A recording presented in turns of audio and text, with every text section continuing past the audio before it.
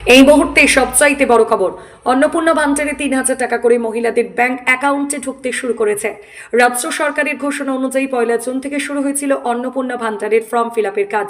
যেসব মহিলারা form fill up করে জমা দিয়েছেন তাদের ব্যাংক অ্যাকাউন্টে ইতিমধ্যেই ৩,০০০ টাকা করে ঢুকতে শুরু করেছে বলে জানা যাচ্ছে। বিজেপি সরকার ক্ষমতায় আসার পর লক্ষ্মীর ভান্ডারের পরিবর্তে অন্নপূর্ণা ভান্ডার প্রকল্প চালু করা হয়। সেই প্রকল্পের টাকা পেয়ে খুশি উপভোক্তা মহিলারা।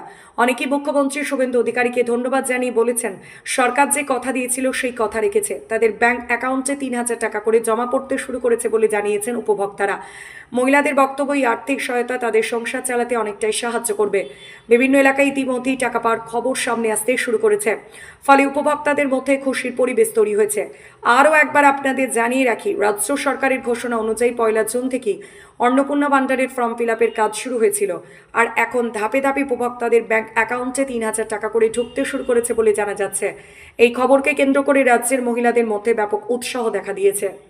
মাননীয় মুখ্যমন্ত্রী ভোটের আগে যে প্রতিশ্রুতি দিয়েছিলেন, সেই মানে অন্নপূর্ণা ভান্ডার দিবেন ৩,০০০ টাকা করে, সেই প্রতিশ্রুতি তিনি কথাটা রেখেছেন। আজকে আমাদের অ্যাকাউন্টে সেই পয়সাটা ঢুকেছে, সেই জন্য আমরা মাননীয় মুখ্যমন্ত্রী মহাশয়কে অনেক অনেক ধন্যবাদ জানাই।